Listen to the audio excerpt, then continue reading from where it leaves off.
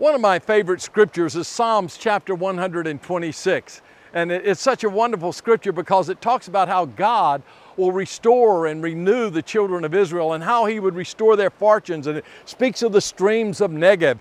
And it talks about how God will bless and renew and restore His children. But there's one passage in there, in the very end of Psalms chapter 126, that says this.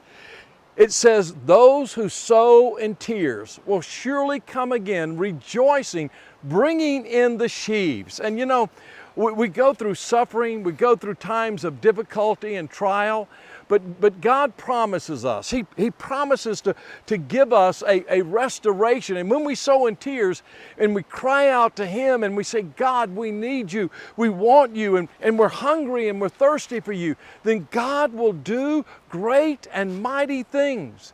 God will restore things that we never knew could be restored. Relationships can be restored. People can be restored to Christ. And we will see God do a great and mighty work. So what we really need in these days are hungry hearts, people who are hungry and thirsty for the righteousness of God.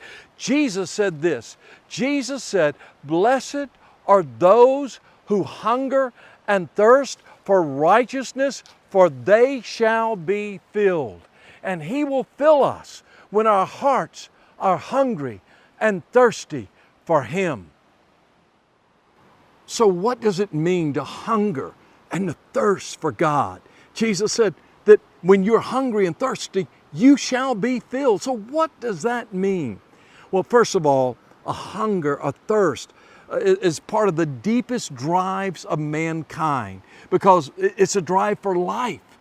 You can't live without food. You can't live without water. You need those things. And so when you're hungry and you're thirsty, oh, you need life. You're saying, "I need that which gives me life."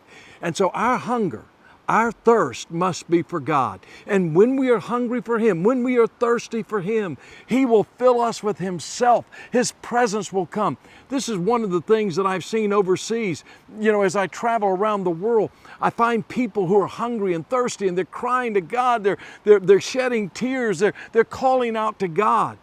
But I find that so many times in the Western world, among Western Christians, we're comfortable. We're not quite that thirsty, quite that hungry.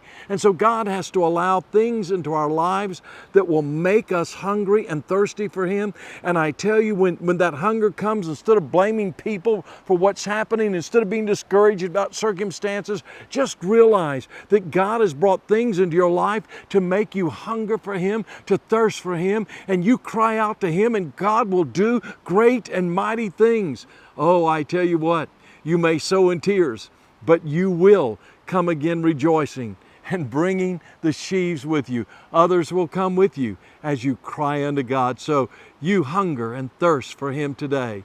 You cry unto Him and watch what He will do.